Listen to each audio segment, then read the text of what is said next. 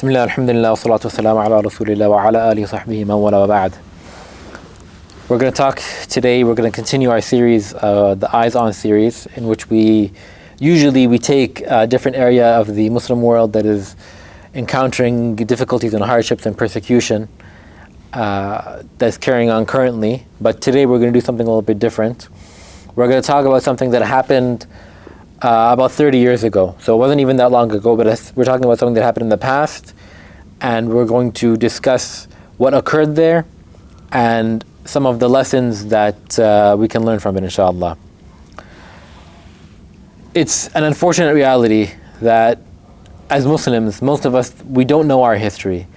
And whether that's something that's from from a long time ago in the past, or even something within the last 50 years or less, like the Bosnian genocide, which was less than 50 years ago. It is extremely unfortunate because it's only by looking at the past and examining the past and what happened and what occurred, looking at our Islamic history, the history of our ummah, that we can learn these important lessons from those events, and we can apply those lessons to our situation today. And this is what we're going to aim to do today, inshallah. So as I mentioned, we're going to be talking today about the Bosnian War, or the Bosnian genocide, and we're going to briefly examine what happened, what led up to it, what happened, touch on some key points, and we're going to go through a few important lessons from those events and how we can apply those lessons to our situation today, inshallah. So the first thing that we have to discuss when talking about what happened in Bosnia in the 1990s is that most of us probably don't realize that this was the largest massacre that occurred in Europe since World War II. And it took place, like I said, in the 1990s, not even barely 30 years ago, just over 30 years ago now. And that this massacre was carried out against Muslims. The story of Bosnia is not just a story for the Balkan Muslims or for European Muslims. It is a chapter in the shared history of our ummah. As Muslims, we have a shared history. We don't have individual nationalized histories. The history of Pakistan, the history of Algeria, the history of Morocco, the history of Saudi, the history of Bangladesh, the history of this place or that place. It is one shared history. The history of one area of the Muslim world is the history of all Muslims. To understand what led to the war in Bosnia, we need to have some background on the Balkan region of what was happening at the time and what was going on there. Now, the background of that region is an extremely, extremely complex history, and we won't even be able to cover a quarter of it. But we will try to touch on some of the main points to understand how the Bosnian War came about, the hatred of the Bosnian Muslims by the Serbians, and what led to the genocide that occurred there in Bosnia. And the first thing that we need to discuss and talk about is how Islam came to the Balkans and to Bosnia. Islam came to the Balkans during the time of the Uthmani Empire, or the Ottoman Empire. And the Uthmanis began to enter into the Bosnian territory in the late 14th century. It started mostly in raids, while the main armies were concentrating on the Byzantine Empire. And after the Uthmanis' conquest of Constantinople, which was led by, I think most of us know, Sultan Muhammad al-Fatih, this was around 1453, the Uthmanis continued to spread to other areas of Europe and into the Balkans. Bosnia was conquered by the Uthmanis in 1463, and by 1483, so just 20 years after that, the entirety of Bosnia and Herzegovina was entirely under Uthmani rule. And even before Bosnia fell entirely under Islamic rule, there were many, many Bosnians that were accepting Islam. And Bosnian Christians and even secular Bosnians were accepting Islam even more readily and easily than others. Unlike in Serbia or Bulgaria or Greece, where the majority of the population remained Christian, in Bosnia, so they remained Christian under Uthmani rule. In Bosnia, there was a large, significant portion of the population that actually converted to Islam over the next 200 years. And so by the 17th century, the majority of the Bosnian population was Muslim.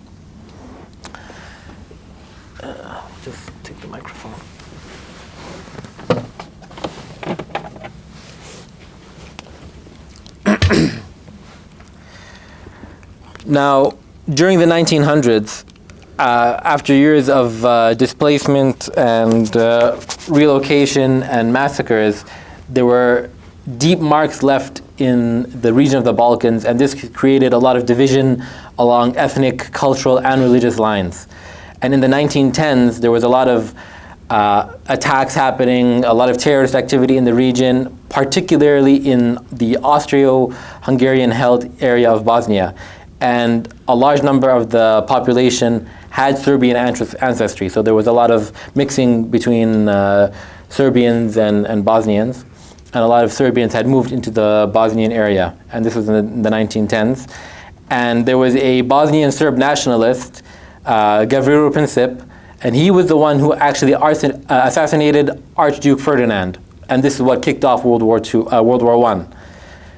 And after the war was over, after the First World War ended, the Allies were left, and now they had to decide what to do with the Balkans, and to try and prevent the region from what they considered as exploding into nationalist or ethnic violence.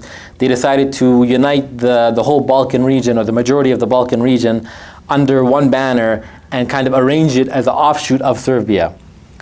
And one important thing to know is, and to take note of, is that Europe, the rest of Europe, saw the Muslims in the Balkans, especially in Kosovo, Albania, and Bosnia, as a big thorn in their side. They saw these Muslims as a remnant of the Ottomans and the Uthmani Empire, and they saw them as these non-Europeans. They have this non-European way of thinking. They have these, Islamic ideas that don't work with us, and they saw them as a lesser class of people. They are not the same as us. They are below us. They're these savages who they're not able to manage themselves or to rule themselves, and there is a thinking in Europe, and that thinking, we can see it remain until today, of why couldn't we get rid of these Muslims and their Islam from the Balkans, just like we did to Spain. We drove the Muslims out of Spain. Why can't we do that? Why couldn't we do the same thing with the Balkans? And this is another reason why they wanted to have the Balkan states under one banner. Possibly in the hope that by doing this, they could get rid of this Islamic ideology from the Balkan region, so that this Islam that's in Kosovo, in Albania, and in Bosnia, it can get killed. We can drive it out. And throughout this period, from the withdrawal of the Uthmani Empire in the 1800s until the 1990s, there were repeated attempts to destroy Islam in the Balkans and in Bosnia in particular, since in Bosnia this is where the strongest foothold of Islam was in the Balkans and in Europe. Now, going back to the arrangement that was occurring after World War I, there was a lot of unhappiness from different factions about the arrangement of trying to have all the Balkans under kind of one rule, and a lot of the different areas and different states were afraid that their freedoms and cultures were going to be not kept, and so this area that the Allies, they kind of clumped them all together. It was first ruled by a guy, his name was Peter I, and then King Alexander I was after him. And there was a lot of political turmoil in this time until 1929, when Alexander installed himself as a dictator and renamed that area Yugoslavia, and that roughly translates to land of the South Slavs. And there continued to be resistance during the 1930s, and this was incited in part due to the lack of investment in Muslim and non-Serbian areas, because this whole area now of Yugoslavia, it was centered on Serbia. So Serbia was kind of the capital of this Yugoslavia, and then everything else came out from that. And there was very little investment into the Muslim areas in particular, and just in the non-Serbian areas in general. And this led to large parts of Yugoslavia being poor and having high rates of illiteracy and mortality. And this also deepened the division in Croatia and Bosnia especially, which had high Muslim populations. The divisions in anger were to such an extent, like there was such anger against what was this rule, this dictatorship in Yugoslavia, that when the Nazis invaded in 1941, there were groups, especially Croatian groups, that were willing to work with the Germans and their allies for the promise of some form of independence. So the Nazis came and said, if you work with us, we're going to give you your own land. You're going to be independent. And so there were Croatians that allied with them. You had main groups. You had the Serbian ultra-nationalists that were called the Chetniks, and they were Orthodox Christian. You had the pro-fascist Croats, and they were called the Ustasha, and they were Catholic. And the Serbs and the Croats had a long history and a long rivalry going back hundreds of years. And during World War II, the Serbian and the Croatian forces were fighting hard against each other. And then you had the Bosnian Muslims kind of stuck in the middle of them. The pro-fascist Croatian groups were very eager to work with the Nazis because the Nazis were giving them autonomy, they were giving them power, they were actually giving them Bosnian and Serbian land. And they said, all you have to do, go and kill non-Croatians, kill these Jews, and kill the Roma, the Gypsies for the Nazis. So anybody who's not Croatian, just go wiping them out. And the Croatians rounded up almost 1 million Serbians into concentration camps, and then they were given power and land by the Nazis in exchange for that.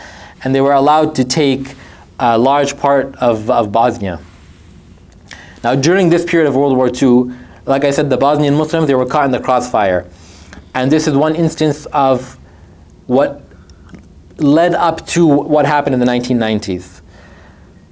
They were caught in the crossfire between the Serbians and the Croats, and approximately 100,000 Muslims in World War II only were massacred. And most of these crimes, massacres were committed by Serbians, because the Serbians still had a lot of hatred from the Ottoman Empire towards the Bosnians.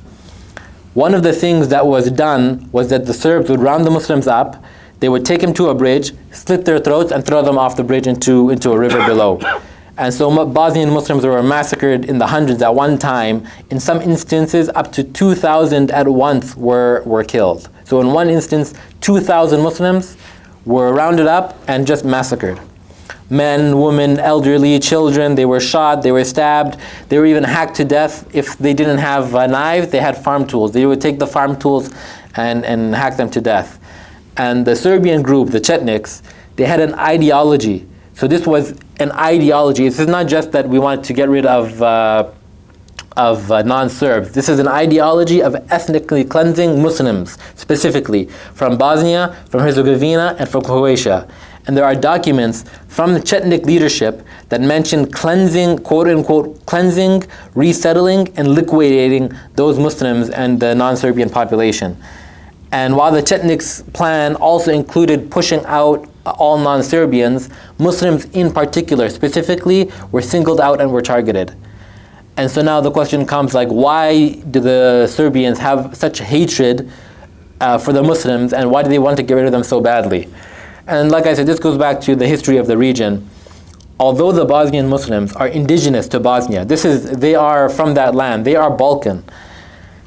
The Serbs felt that these Bosnian Muslims are what they call them Turks. They say no, they're not from the Balkans, they're Turks.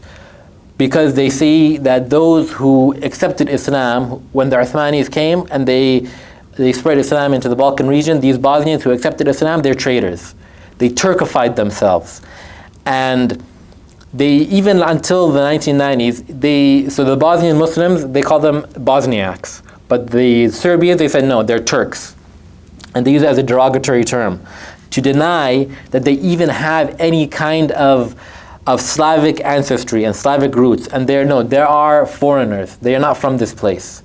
And they kept that feeling of hatred for 600 years. From the time the Ottomans came into the Balkans, for 600 years, they kept it from 1389, when the Serbians were defeated, until the 1990s. And as the Ottoman Empire weakened in the 19th century, the Serbian nationalism, it grew, and it was stoked by the leadership. And when Serbia gained autonomy in 1817 and then full independence in 1878, Serbia committed large amounts of violence against the Muslim populations that were in the Serbian territories, and then they drove them out. Now, going back to World War II, there were resistance groups that rose up against the Nazis and their collaborators, and the strongest and most significant of these groups was a communist group under Josip Broz Tito. At the end of World War II, Tito, he had popular support from the people as well as from the Soviet Union, and Yugoslavia was more fully established under his rule. Now, initially, Yugoslavia was ruled by Tito with an iron fist, but then he realized it's such a large area, I can't do this for an extended period of time. So then in 1946, he separated Yugoslavia into 6 republics. You had Croatia, Montenegro, Serbia, Slovenia, Bosnia and Herzegovina, and Macedonia. And these republics had their own, almost you could call them state governments, and their own internal governments, and then the Tito's government, his communist government, was the larger federal government of Yugoslavia.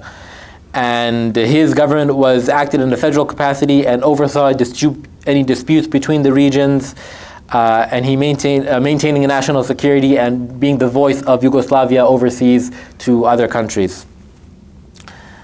Under the communist rule of Tito in Yugoslavia, the Bosnian Muslims faced even more challenges than they were facing before. The communist government was officially atheist, and they wanted to suppress all religious practices. And so masjids were closed or they were converted. Islamic education was restricted, if not eradicated, and imams and scholars faced persecution and were thrown into prison. Now, because of the extremely strict rule under communism and the destroying of Islamic institutions, and the strict rule under communism was carrying on what was happening even before World War II underneath King Alexander. When he became a dictator, he was also, he didn't want Islam to be flourishing. So this was continuing on from that. And now, especially under communism and destroying of Islamic institutions, the Bosnians and the Kosovans became influenced by communism, and they began to become even more secular. And Muslims were encouraged to marry into non-Muslim families and to have them all blend together. There was a lot of encouraging of mixing of everybody. Don't worry about your old identities. Your old identities are not important. Now we're all one. We have communist ideology and thinking. There was a campaign. It was called Unity and Brotherhood. That Tito he had this, where he wanted everybody in Yugoslavia to just forget about everything that you used to have. No, now we're all going to be something new, something all the same. So especially for the Muslims, forget about this Islam that you had. Now we have something different.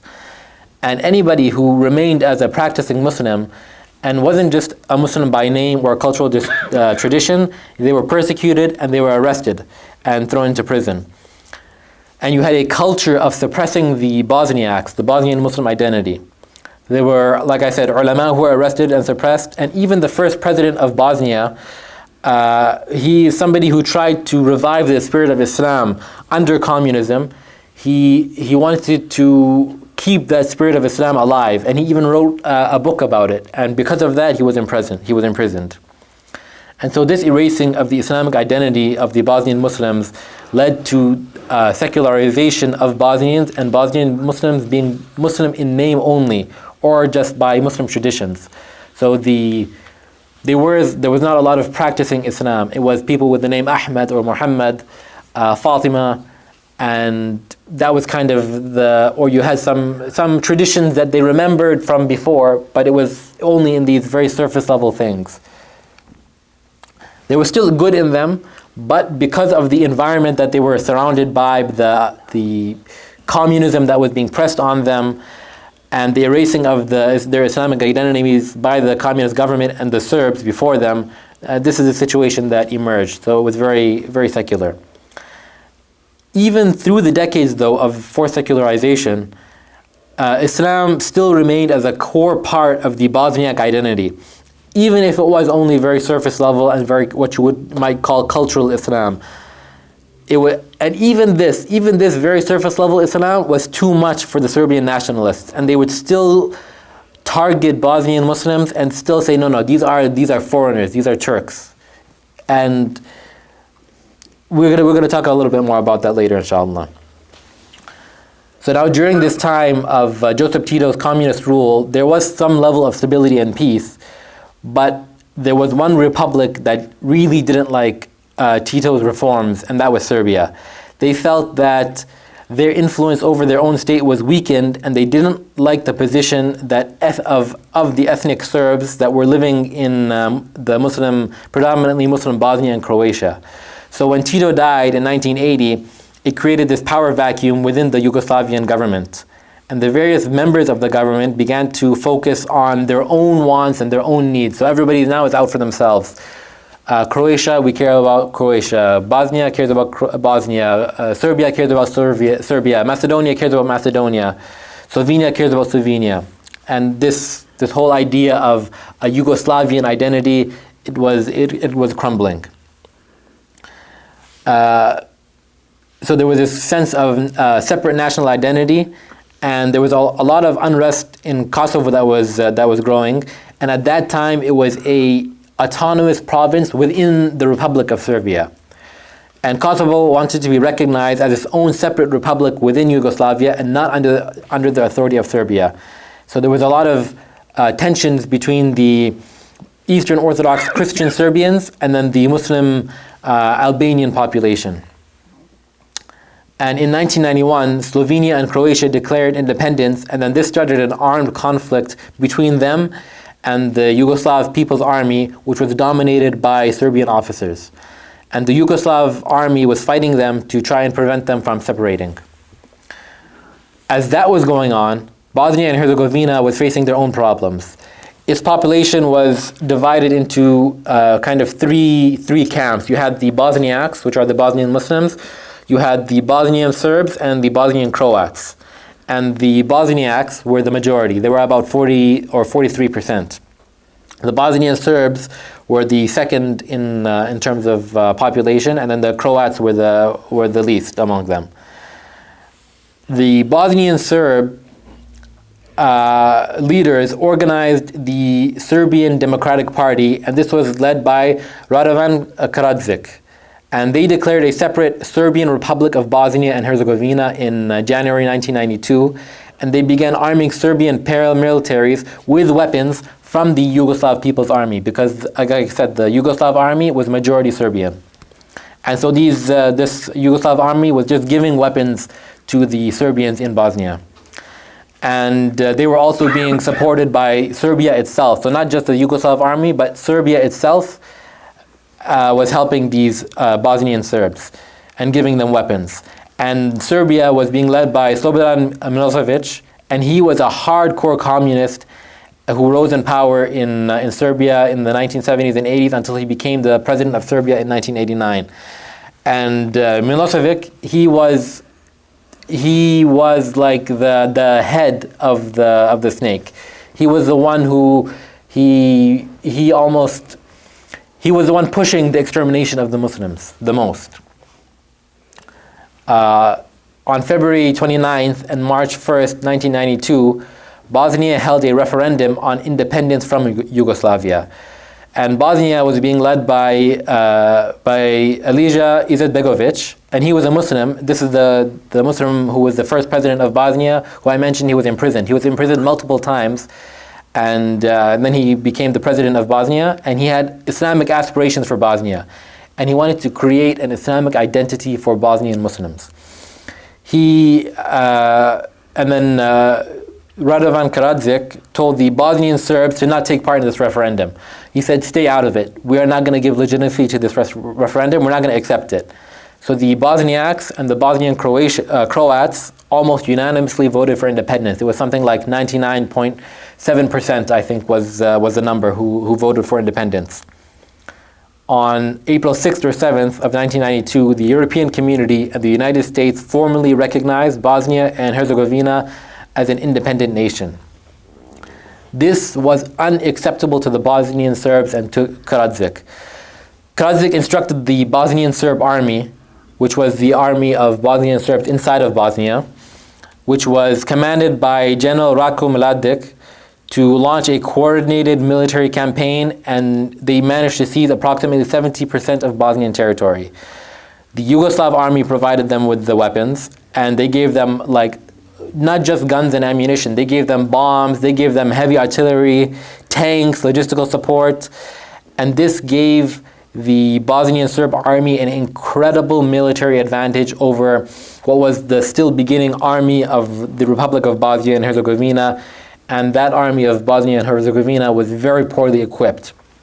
And it was mostly an improvised army. They had just started. Now, the United Nations imposed an arms embargo on all of what used to be Yugoslavia, but really, this only affected the Muslims. Because the Yugoslav army had weapons already. They already had their own weapons, and was centered around the Serbs, so the Serbs didn't really feel anything. You put an embargo on them, well, it doesn't really affect us.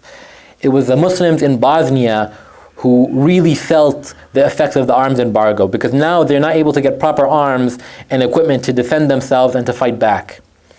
And this is just one point to show that these so-called peace-loving nations are okay with Muslims being killed and massacred. They deliberately make decisions that end up affecting the Muslims and stop us from defending ourselves when we are the ones being attacked. This is what happened then, this happens today. This has been happening for a very long time. Shortly after Bosnia and Herzegovina was formally recognized, the Serb forces, almost the next day actually, the Serb forces surrounded and seized the capital of Sarajevo. And from May of 1992, the Bosnian Serb forces used shelling and sniping to target the civilian areas and key institutions and infrastructure of Sarajevo. They killed, wounded, and terrorized the civilian population. And during this siege, almost all of Sarajevo's cultural, religious, and residential buildings were either partly or completely destroyed. There was not a building in Sarajevo that was not affected. The siege of Sarajevo lasted from 1992 until 1995. And over 11,000 people were killed, including children. The people of Sarajevo were subjected to daily shelling and sniper attacks and were cut off from the rest of the world for years. There was not even food and water able to get inside. The Serb forces also besieged and did what was done in Sarajevo to other towns and other cities. They also drove out thousands of Bosniaks and Bosnian Croatians from the areas that they were controlling in their attempt to take over all of Bosnia and establish what they called a greater Serbia. So they wanted to take all of all of Bosnia and even some parts of Croatia and have it as this greater Serbia project. A large number of civilian Bosnian Serbs enrolled in the Bosnian Serb army. So there was a lot of propaganda from the Bosnian Serb leadership, from the Serbian government, targeted towards the Bosnian Serb civilians. And so these civilians were just joining by the hundreds into the Bosnian Serb army. Their goal was to do a crusade against the Muslims and erase Islam from Europe. We'll talk about the specific instances of violence and destruction against the Muslims in our next section. But the bottom line is that the Serbs wanted to destroy Islam and Muslims and to remove any trace of them. You had Radovan Karadzic, who was leading a massive propaganda campaign against the Bosniaks, calling them Turks, saying that they needed to be rid from Europe. And he said, and this is something he said publicly, that if they needed to erase them all, they would do it, no matter how many it took. And they would make Sarajevo a black cauldron. Basically, we're going to wipe it off the face of the earth. It's going to be a graveyard there. He had such hate against the Muslims, he wanted to kill as many as he possibly could and just erase any sign of that Muslims ever existed in Bosnia. In response to the war and ethnic cleansing that was being carried out by the Serb forces, in April 1993, the United Nations passed a resolution that declared Srebrenica as a safe area.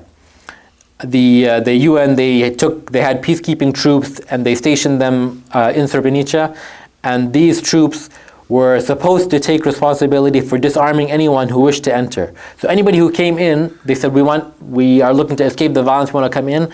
They were forced to give up any weapons that they had. And the skies above Srebrenica was declared as a no-fly zone, so there was supposed to be nobody able to fly over the skies of Srebrenica from the Serbians, because the Serbs, they had air support. And in the next month after, there was other cities that were also declared as quote-unquote safe areas, such as Zipa, Grazda, Tuzla, Bijak, and Sarajevo. And while these cities were declared as safe areas, and again, safe areas in quotation marks, because Sarajevo itself, that was declared as a safe area, was under siege by the Serbians. And so they were declared, but there was not a lot of willingness to take the necessary steps to make sure that these areas are actually safe because of political reasons. The entire international response to the Bosnian War is characterized by hesitation, moral inconsistency, and a failure to have any kind of decisive action in defense of the Bosnian Muslim population, despite them having the power to do so. If they wanted, the United Nations could have gone in full force and stopped the war, but they didn't.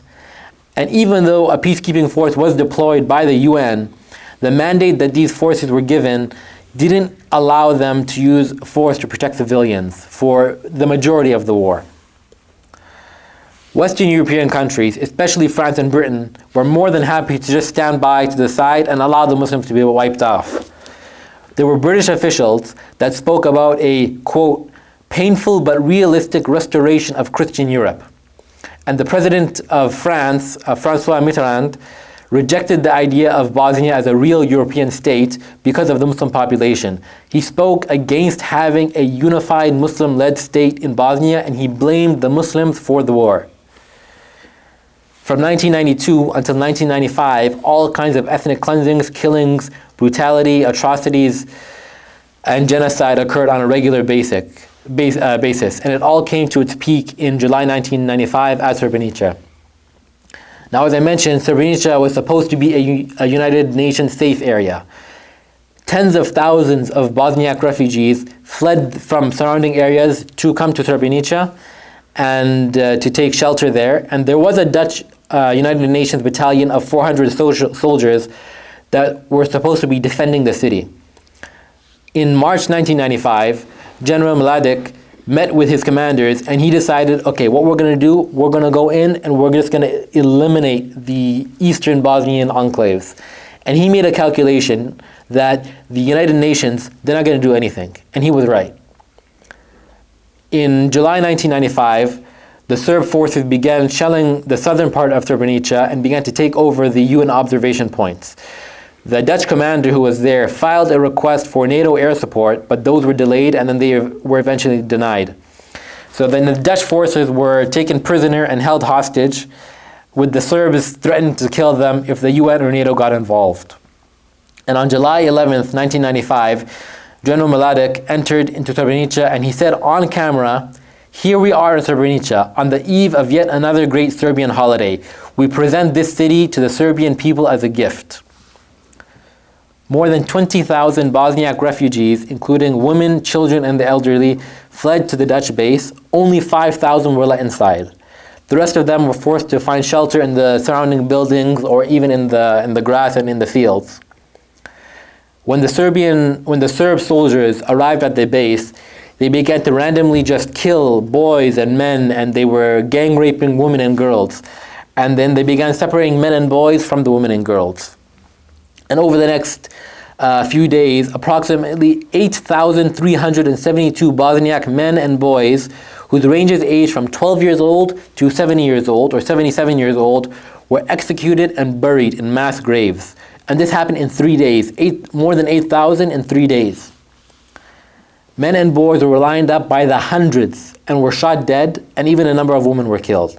Some people tried to run into the woods to escape and to join with the Bosniak troops that were on the outskirts, but the Serbs launched a large-scale search team and to search for them.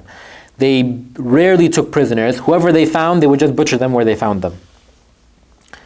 And it was only after the massacres at Srebrenica happened that the UN and NATO finally gave the go-ahead for the United Nations peacekeeping troops to call in airstrikes if they found themselves under attack. And NATO was now also authorized to take action if any more safe zones came under Serb attack.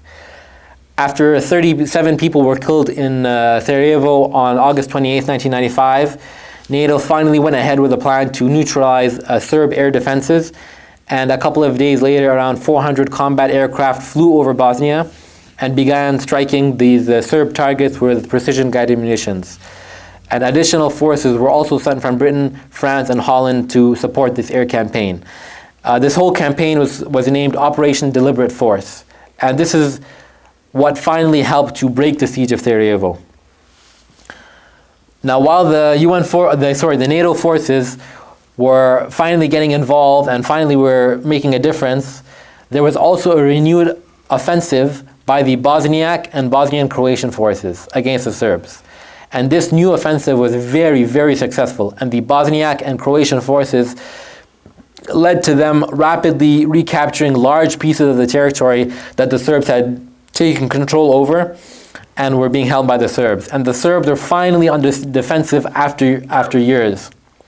Now, when they are now on the back foot, now the Serbs began to panic, and the Serbian president, Slobodan Milosevic, he went and he spoke on their behalf, and he said, okay, now we need to have some peace talks, because now they're on the back foot, now we have to have peace talks. And so there were peace talks held in Dayton, Ohio, in the United States. These negotiations took about 3 weeks, and they resulted in what's called the Dayton Peace Agreement, or the Dayton Accords.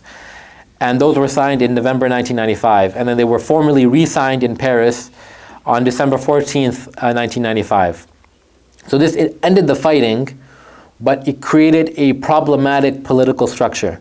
Bosnia is now technically a single state known as Bosnia and Herzegovina, but it has two parts in it.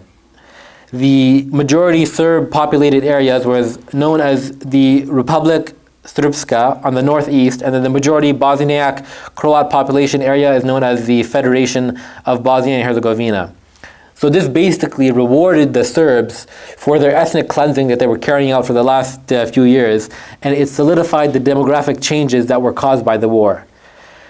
The Bosnian Serbs now had their own area that they had driven out everybody else from, and where they had massacred all the non-Serbs that were living there. The Bosnian War cost at least 100,000 lives, if not more than that, and led to almost 2 million people being displaced from their homes.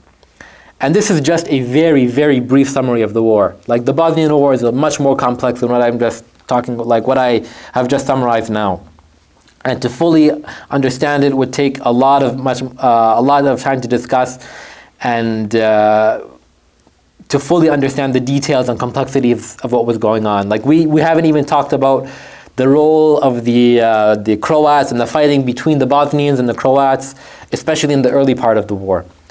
So I really encourage everybody to take some time to do some research into what was like the full scope of the Bosnian War and what happened there. Now we'll go on to our next section where we're going to talk about the suffering and persecution and the atrocities committed during the Bosnian War. The Bosnian War had such a level of brutality, it's almost unimaginable. Like, I'm going to describe things and you're not going to be able to even picture them in your mind. It's going to be something that's, even today, things that we see in Gaza today, we don't see some of the things that happened in the Bosnian War. Serbian forces brought hundreds of years of hatred. Like I said, they kept hatred of Muslims and Islam for 600 years. And they brought it and they unleashed it during these years of 1992 until 1995 against men, women, and children.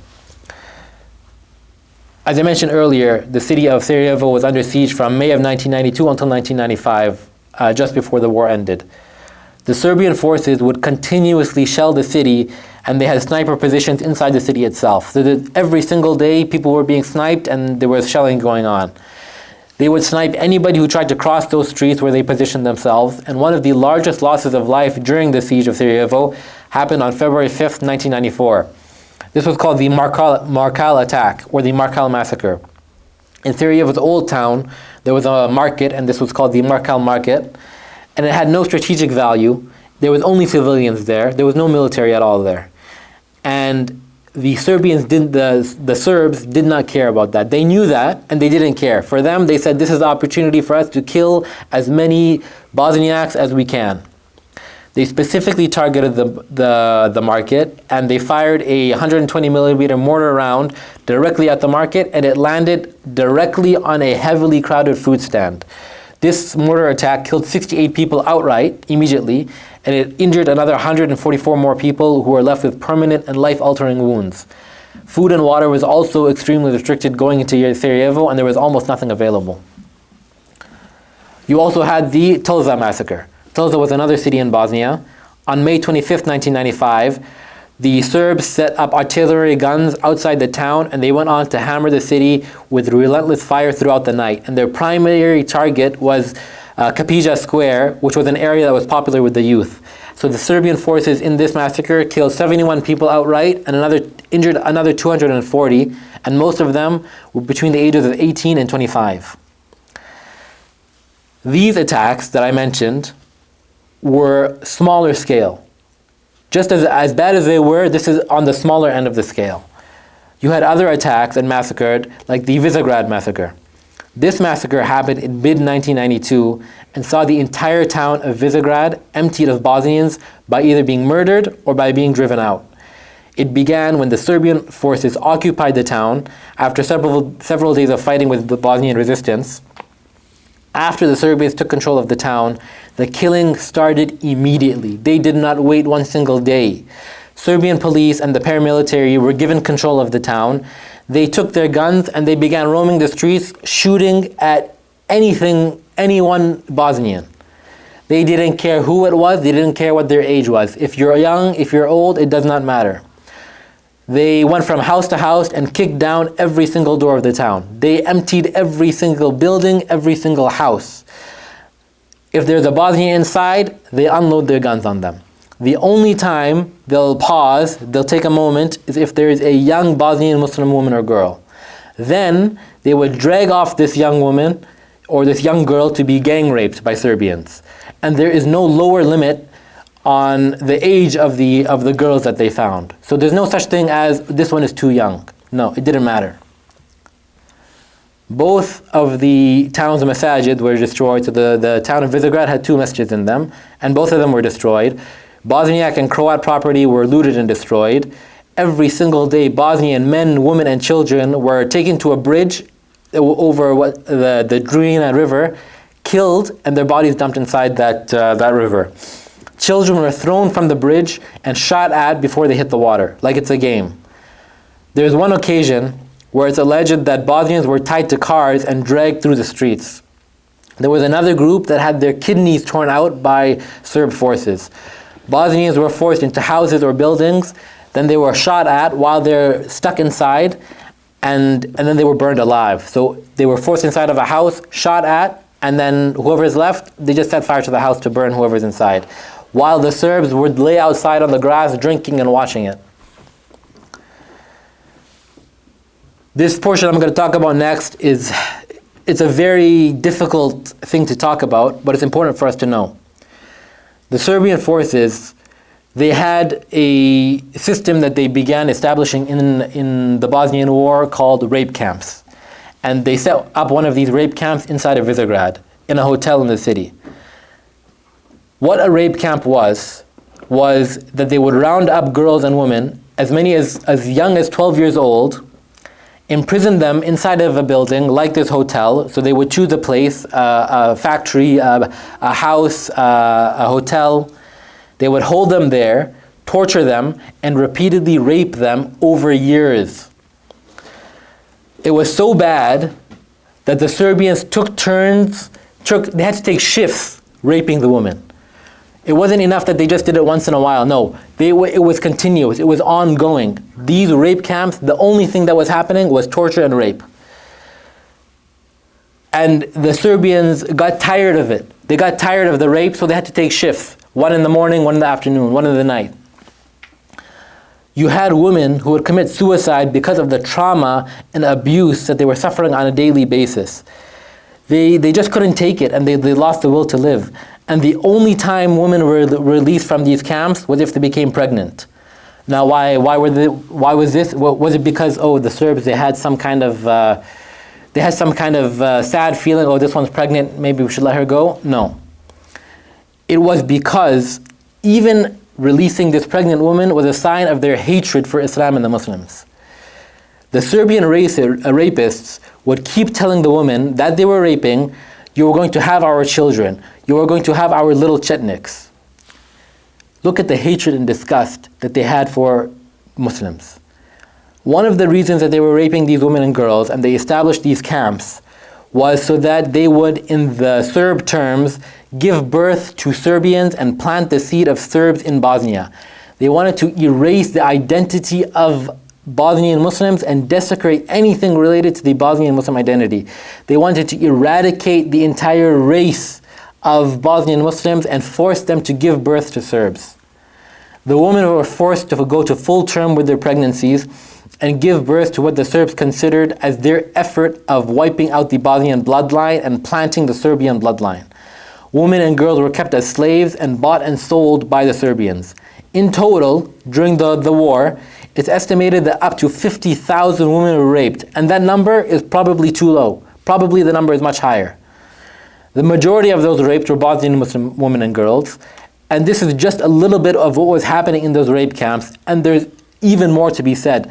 Some of what you can read about and the testimonies you can hear from women and women who survived, it's unimaginable. You cannot believe it. It is inhuman. It's the stuff of nightmares. And if you think about it, like you can't think about it honestly. But suffice it to say that what happened to our sisters was they faced the worst. Just as bad as the men and the boys faced, the women and girls faced even worse. And what happened in Visegrad was happening throughout the war all over Bosnia. You had 100-year-old masajid that were being systematically destroyed. You had Islamic institutions that were being desecrated and demolished. Any sign of Islam and Muslims in Bosnia was being destroyed. The Serbs wanted to erase any sign that there was such a thing as Muslims inside of Bosnia. Muslims were killed and hung up in public. They were crucified and put in public for everyone to see. They'd be hanged, they'd be skinned alive. The private parts of men and boys would be cut off and taken as trophies. When the Serbs came across a pregnant woman, they had a game that they would play. They would make a bet with each other to guess, is the baby inside this woman a boy or a girl? Then they would cut open the woman and to see if who's right. And they would slit open the pregnant woman's belly, take out the fetus from inside her, and put inside a pig's fetus, because they knew that as Muslims we don't eat pork, and this is something that is disgusting to us. So then they would stuff this pig's fetus inside of this woman. We already discussed some of what happened in Srebrenica. When the Serbs entered, they set houses and haystacks on fire. They gathered men and boys and executed them. They piled their bodies up and buried them in mass graves. Children were taken away and they were found later with their throats slit. Women were raped. As I mentioned, men and boys were rounded up and separated from the women and the girls. And they were taken for mass execution. So hundreds at a time. Not just 5, 10, no, hundreds at a time would be taken, lined up, and shot. The Serb forces tortured the Bosnian Muslims before killing them. They would even mutilate them by cutting off their noses, their lips, and their ears. Adults were forced to watch the Serbs kill their children right in front of them. There are witness statements from survivors who describe all of these things happening. There were videos that were taken from that time, and in that time it wasn't digital, everything was on VHS. So there were videos that were taken and they made it out of Bosnia, so people outside of Bosnia could see what was happening. Witnesses described in Srebrenica of how there was torture and the rapes and the killings were going on under the eyes of the Dutch forces and the Dutch UN soldiers. Witnesses said that these Dutch UN soldiers were watching and they just stood there doing nothing. One woman described how there was a woman who had a small baby who was crying, maybe a few months old. A Serb soldier told this woman, "Keep your baby quiet." The woman, she couldn't stop the child from crying. So the soldier snatched the baby away from her and slit the baby's throat and then laughed about it. This same woman also described how she saw a Serb soldier try to force the younger brother of a 9-year-old girl. 9-year-old girl, her younger brother, he tried to force this small boy to rape his sister. And when the boy didn't, he shot him in the head. There was another witness who testified of how she saw a 10-year-old boy who was killed right in front of his mother. The Serbians put the boy in the lap of his mother, cut his head off, and left the body of the boy in the lap of the mother. He put the head of this boy on his knife and he was showing everybody around. There is more, but There's just so much more to say. Like, the amount of atrocities that were committed, it's unbelievable. Throughout the whole Srebrenica massacre, you could hear the screams, gunshots, and killings throughout the whole time, over the full 3 days. And the Bosniaks could hear all of it happening, but they couldn't do anything about it because there were Serb soldiers all around. And if anybody tried to do something, you're just going to be one of the dead. You're going to get killed also. You had people committing suicide just so they wouldn't have to go through the atrocities that the Serb soldiers were inflicting. Like I said, you can go online, you can watch videos, you can read the reports of what was happening. And the things that you will read and you will see and you will hear are things that they will make you cry. Like, you will not be able to imagine how a human being can do this to another human being. Because these Serb soldiers, they were not human beings. They were animals. They were barbarians. We'll move to the next section, which is the role of the Mujahideen in the Bosnian War. And this is something very important to discuss. The reports of what I was talking about, the mass killings, the images of the starving prisoners, the stories of the mass rape and the destruction of the masajid that was being broadcast on the news. So this was all being broadcast on the news, and they were reaching the Muslims throughout the world. And the genocide of Muslims in Europe was being shown on TV and through video recordings on VHS that were being smuggled outside of Bosnia to the rest of the world to expose the crimes of the Serbs. And many Muslims, especially a lot of Arab veterans of the Soviet-Afghan War, were affected by what they were seeing and hearing, and they had this fire inside of them. They had a ghira, a protectiveness, and they needed to defend their brothers and sisters in Bosnia. And for them, it was a religious duty. This is wajib on us to get involved in this jihad in Bosnia and to defend these Muslims against the Serbs who were committing these atrocities against them. And they said it was in them that this is not just Bosnians who are being killed. This is a war on Islam itself. And so the first wave of foreign mujahideen who arrived in Bosnia arrived in the summer and fall of 1992. And they came Muslim from Arab countries, including from Saudi Arabia, from Egypt, Libya, Algeria, Sudan, and Yemen. And there were also those who came from Pakistan, Afghanistan, and Turkey. And you even had those who came from the United Kingdom in Europe. And a lot of those who came were veterans of the Afghan jihad against the Soviet Union. And they had just defeated the superpower of the Soviet Union. And so they came to Bosnia through various ways and methods to do whatever they were able to do. They said, we have to stand up. We have to fight for our Muslims. And it's hard to know how many mujahideen came to Bosnia, but the numbers could have been up to about 4,000. And as news began to spread, you had Muslims coming, like I said, from Britain as well.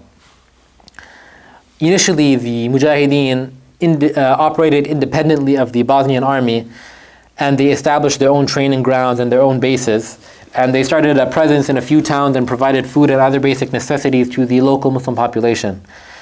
And as the number of the foreign mujahideen began to grow, there was various different groups, and there was logistical issues, especially with cooperation and coordination between them. And so the Bosnian government decided that we're going to put them as part of the Bosnian army and have a formal military command of them. And so they established the Al-Mujahid detachment. And having these foreign mujahideen fighting in Bosnia was a powerful symbol of Islamic solidarity with the Bosnian Muslim cause and the Bosnian jihad. The mujahideen that were involved in military and combat operations, and they made real contributions. One of the instances that they were involved in was during the Battle of Vazuka in September 1995, where Bosnian and mujahideen forces captured the city of Vazuka from Serb control. And they were also involved in other significant operations. The mujahideen were also important in helping to revitalize Islam in Bosnia. There were du'at and students of knowledge who were among the mujahideen, and who, when they came, they began to teach Islam to the Bosnian soldiers who may have been Muslim by name and culture, but didn't really know too much. So these foreign mujahideen who came, they were also teaching Islam to those who they came in contact with. They held halaqat and Islamic classes for the Bosnians, for not only the soldiers, but for the civilians as well. One of the things that we see today especially is there is a effort to downplay the efforts of the mujahideen. They want to pretend like these people, they came, they didn't do too much. It was just very symbolic only, but they were involved here and there, but they didn't do a lot. And they want to pretend like they didn't really make any difference and they didn't contribute. But you can hear testimony directly from mujahideen, still alive today, such as Brother Shahid Butt in the UK, Mu'azzam Beg, or Babar Ahmed, all of them in the UK, about the kind of difference that these foreign mujahideen made. The Bosniaks loved the mujahideen who came from all over the world to help them just because of the bond they had of La ilaha illallah.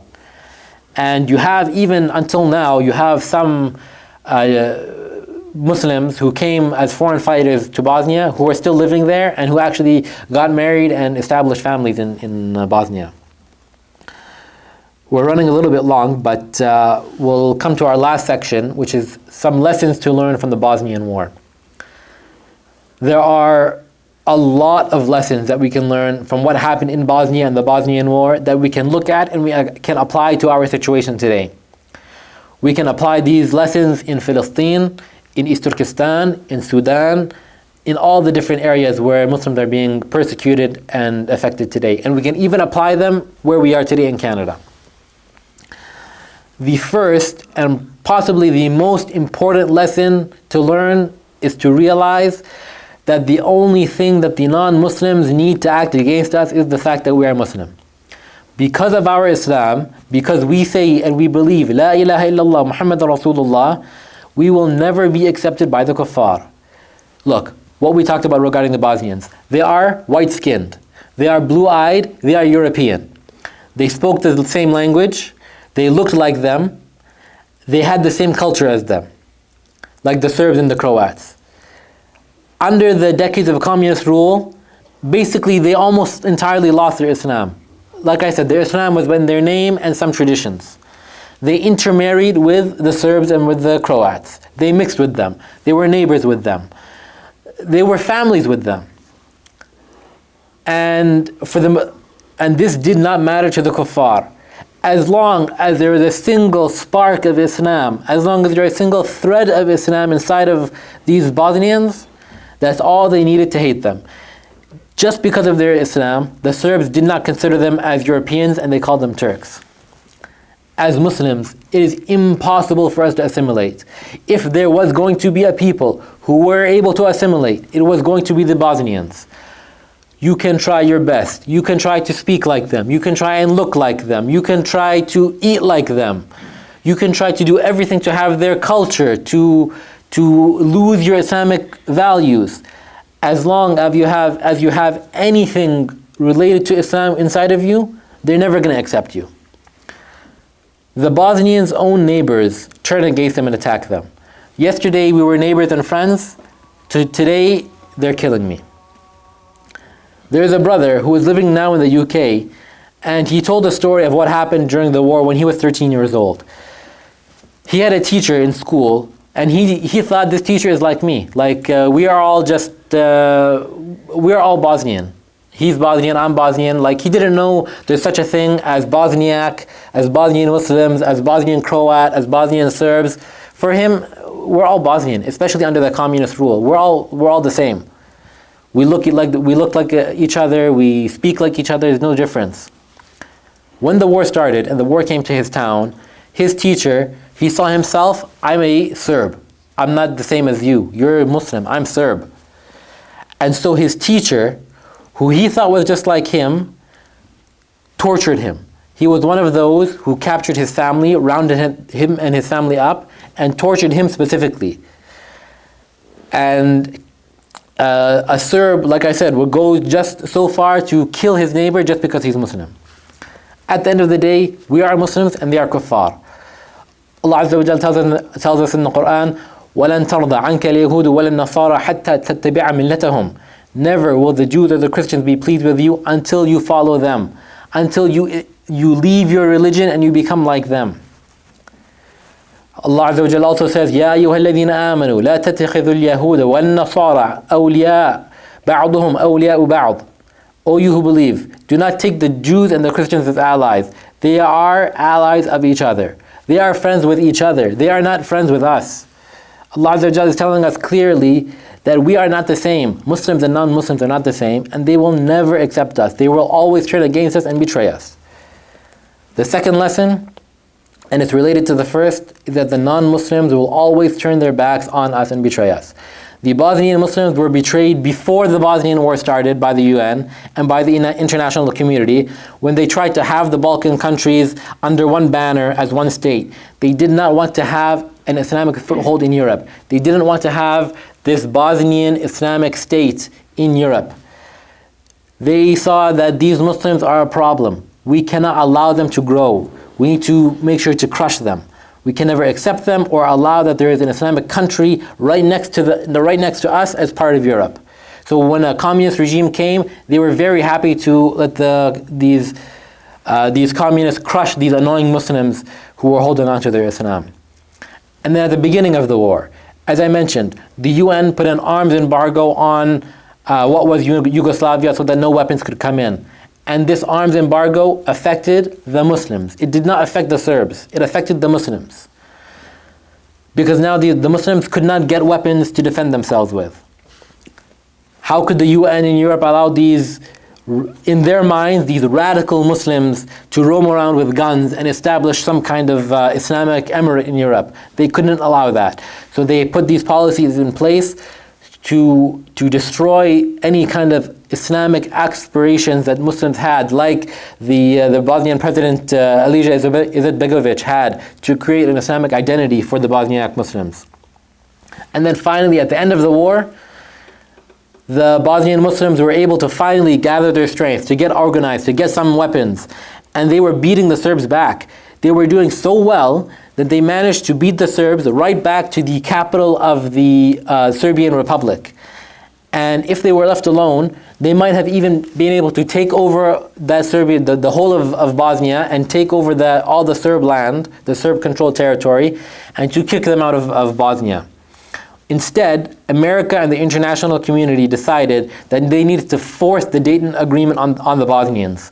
Izetbegovic and the Bosnian government didn't actually want to accept this Dayton Agreement and this Dayton Accords, but they were forced into it. They didn't have the strength to fight both the Serbs and international forces.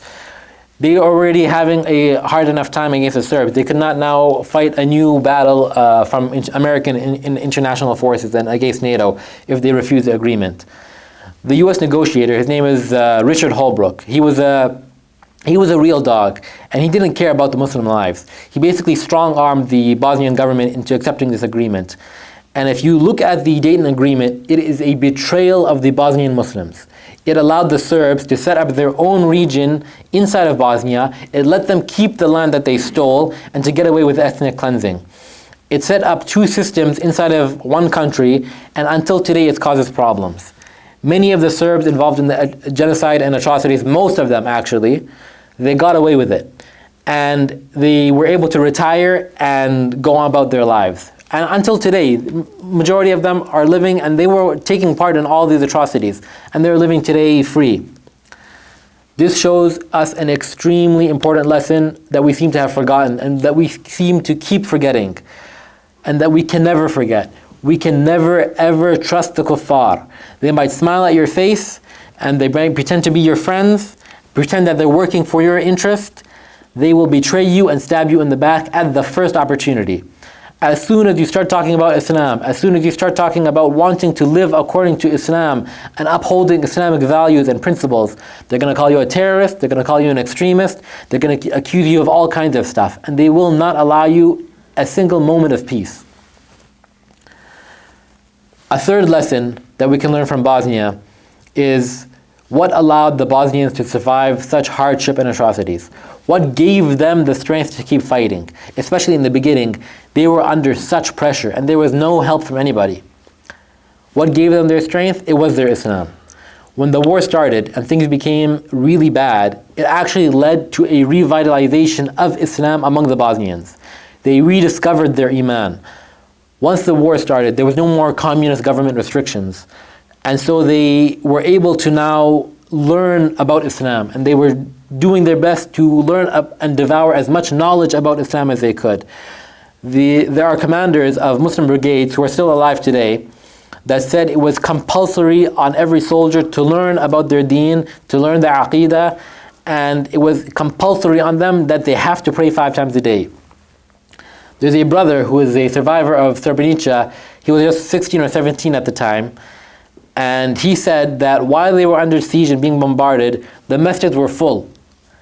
He wasn't able to even pray inside the masjid in Jum'ah because of how full the masjid was. Because the Muslims, they wanted to learn their deen. Even the capital of Sarajevo that was under siege for 4 years, 4 difficult years, the Serbs surrounding the city were surrounding the city, and they were not allowing food and water inside. So how did the Muslims survive? Because they knew that they were Muslims, and they never ever gave up. They said that we are ready to sacrifice ourselves for Allah.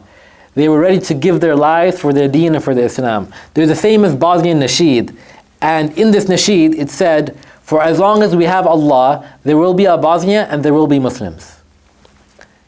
We have to learn from this and keep this in the front of our minds. Islam is what gives us strength. Islam is what gives us our izzah, our honor. We see that from what happened in Bosnia. We see that they were able to keep fighting, and they were able to resist because of their iman. We can see that today as well in Palestine, in East Turkestan, in Kashmir, and in other places.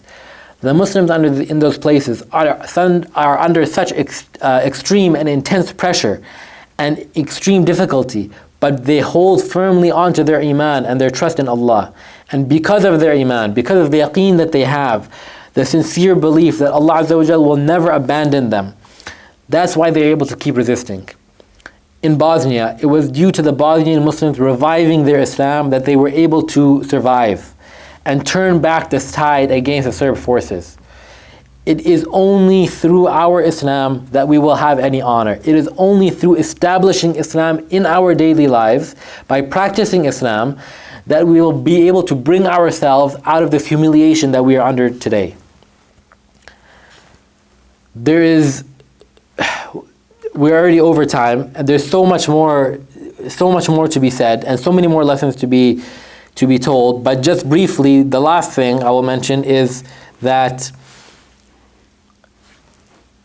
another lesson for us to learn is about the Muslims who went to Bosnia. There were these Muslims who heard about what was happening there, and they felt we have to act, we have to do something. They have the feeling of ghira, of protectiveness towards their fellow Muslims.